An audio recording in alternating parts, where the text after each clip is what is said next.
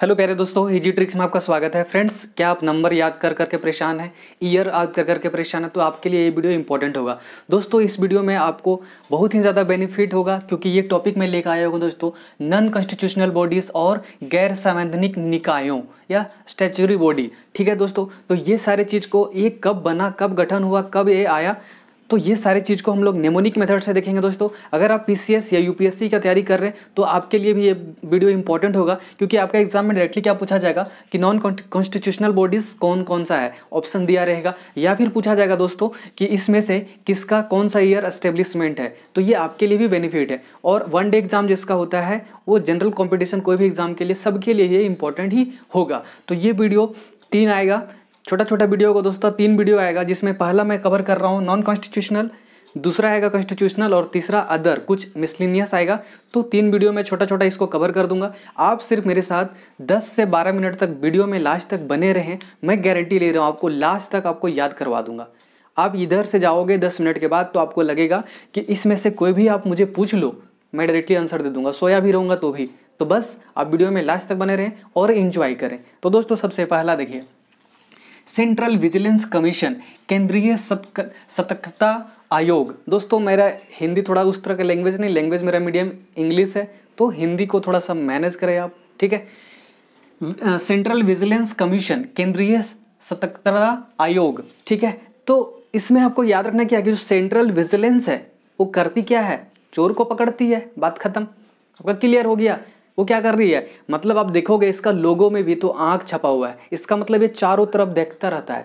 तो देखेगा किसको, चोर लोग को देखेगा। किसको देखेगा, चोर लोग, जो चोर करेगा हमारा, जो भी करप्शन में है, डिपार्टमेंट में जो चोरी कर रहे हैं। तो बस जब भी आपका एग्जाम में आएगा बस एक ही लाइन याद आएगा कि सेंट्रल विजिलेंस, विजिलेंस मतलब निगरानी करना है। और निगरानी कैसे करना है, चोर को पकड़ पकड़ के, तभी तो निगरानी आप कर रहे हो सही से। तो बस आपको याद रखना है चोर, आपका क्लियर हो गया। देखिए ध्यान से, एक बात और याद रखना है दोस्तों कि मैं सिर्फ इसमें चिपकाऊंगा 2 डिजिट, आगे चिपकाऊंगा और 2 डिजिट का ये कोड रहेगा, सारे में 2 डिजिट का कोड रहेगा। बाकी बात मैं आगे चिपकाऊंगा या तो 19 या तो 20। 19 इसलिए चिपकाऊंगा दोस्तों क्योंकि जो भी ये कॉन्स्टिट्यूशनल बॉडी है वो हमारा कॉन्स्टिट्यूशन बनने के बाद ही बनाया गया, तो ऑब्वियस है ये कॉन्स्टिट्यूशनल बॉडी 1950 के बाद ही आएगा लगभग। तो 19 चिपकाना या तो 20, आपको पहले भी पता है, मैं बहुत सारा इस तरह का करवा चुका हूँ। तो बस अब वीडियो में बने रहें और देखिए ध्यान से। पहला है चोर, सेंट्रल विजिलेंस क्या करता है, चोर को पकड़ता है, बस क्लियर। CH का कोड होता है, O का नहीं होता, R का होता है। CH का 6 होता है दोस्तों, R का 4 होता है। 19 आगे चिपका दीजिए, कितना हुआ 1964। कितना आसानी से ये क्लियर, 1964। सेंट्रल विजिलेंस कितना हो गया दोस्तों, 1964। आपका ये क्लियर हो गया, तो पहला क्लियर। दूसरा, सेंट्रल ब्यूरो ऑफ इन्वेस्टिगेशन, जो बोलते हो आप CBI, क्या बोलते हो दोस्तों, CBI, केंद्रीय अन्वेषण bureau, central bureau of investigation, CBI। इसका कब हुआ, तो आपको ये बात याद आएगा कि CBI वाले लोग क्या करते हैं, शाम में ही जाके छापा मारते हैं। अब बोलोगे नहीं, सामने नहीं, तो कभी भी जाते हैं, लेकिन आपका दिमाग में ये चलेगा। 2 न्यूज़ आप देखे होंगे, एक ममता बनर्जी का जो वेस्ट बंगाल में क्या किया गया था, छापामारी किया गया था CBI के द्वारा। तो आपको ये घटना कब आया होगा, 7 बजे शाम में, ठीक है, ये क्लियर हो गया। दूसरा, P चिदम्बरम जी का, उनका भी घर पे कब रेड मारा गया था CBI के द्वारा, शाम में या रात में।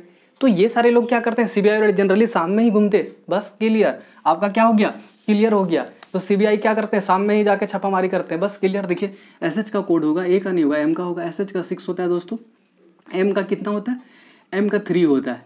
19 आगे चिपका दीजिए, कितना हो गया 1963। तो CBI का कब गठन हुआ दोस्तों, 1963। कितना आसानी से आपको याद हो गया। आगे देखिए, दूसरा भी क्लियर हो गया। तीसरा, नेशनल ह्यूमन राइट कमीशन, राष्ट्रीय मानव अधिकार आयोग।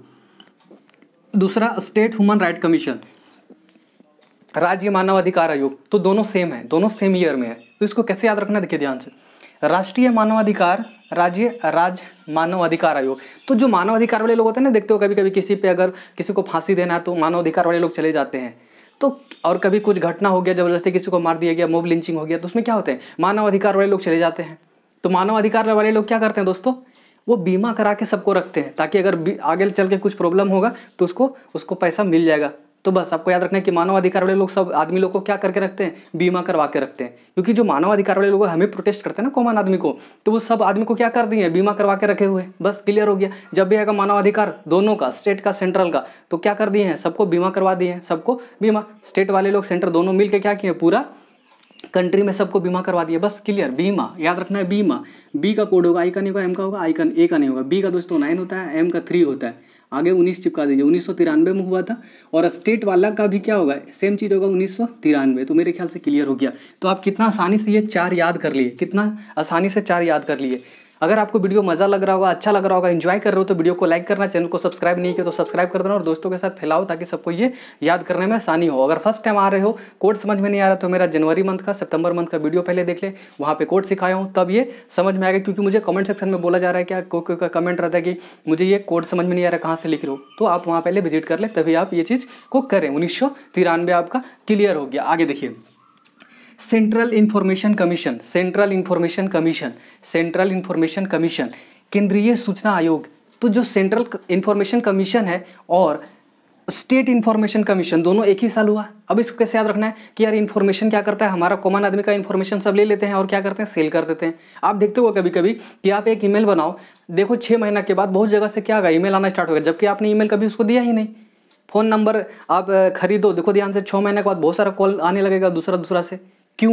क्योंकि जो आपका इन्फॉर्मेशन है उसको सेल किया जाता है। इसी को बोला जाता है डेटा को बेचा जाता है, डेटा को बेचा जाता है। जो आपके पास डेटा है वो बेचा जाता है। अगर कहीं पे भी आप गूगल पे, अगर कहीं साइट पे विजिट कर रहे हो और आप क्या किया, रजिस्टर कर दिया ईमेल आईडी और फ़ोन नंबर, बस ये चीज़ आपका दूसरा पास चला गया, थर्ड पार्टी पास, उन्होंने क्या किया, आपका सेल कर दिया, किसी बड़ा कंपनी को दे दिया। बार बार उसको आपको मैसेज किया जा रहा है, बार बार आपको ईमेल में मैसेज आता होगा पर डे। तो क्या होता है कि जो भी हमारा इन्फॉर्मेशन होता है, जब भी आएगा सेंट्रल इन्फॉर्मेशन कमीशन या स्टेट इन्फॉर्मेशन कमीशन, तो जो भी डेटा की चोरी होती है, सेलिंग होती है, उसको कंट्रोल करती है। तो जब भी आएगा क्या, स्टेट इन्फॉर्मेशन कमीशन या सेंट्रल इन्फॉर्मेशन कमीशन, इसका काम क्या है, जो डेटा सेल किया जा रहा है उसको बचाना, जो इन्फॉर्मेशन को सेल किया जा रहा है उसको बचाना। तो इन्फॉर्मेशन से आपके दिमाग में क्या चलेगा कि जो इन्फॉर्मेशन बेचा जा रहा है, सेल किया जा रहा है, उसको बचाना। तो बस सेल याद रखने, क्या सेल को रोकना है। LL का कोड होगा, S का कोड होगा, E का नहीं होगा, LL का होगा, ठीक है। और 2 जब L आता है दोस्तों तो क्या करते हैं, सिंगल को लिखते हैं, ठीक है।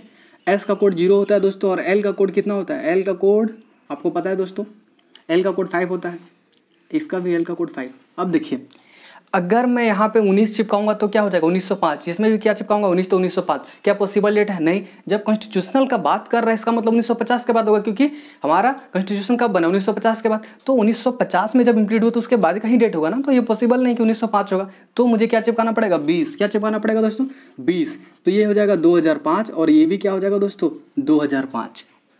तो देखिए ध्यान से, कितना आसानी से मैं 6 अभी तक याद कर चुका हूँ। आपको दिमाग पे जोर देने की जरूरत नहीं है, ना देना पड़ रहा होगा मेरे ख्याल से। आगे देखिए, अगला है दोस्तों नीति आयोग। क्या है दोस्तों, नीति आयोग। तो जब नीति आयोग कब आया दोस्तों, जब प्लानिंग कमीशन को हटा दिया गया।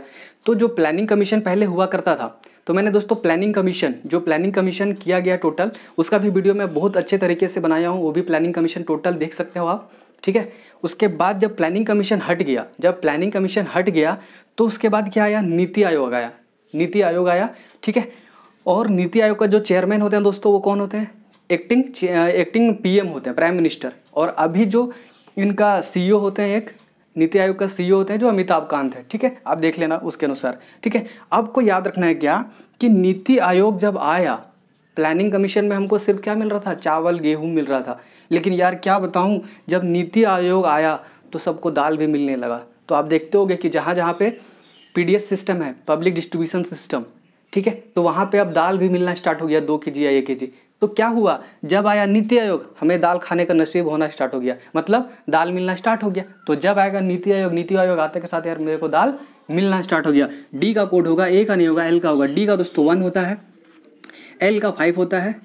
अब क्या कीजिएगा, 19 चिपकाइएगा तो 1915 हो जाएगा, 19 चिपकाइएगा तो 1915 हो जाएगा।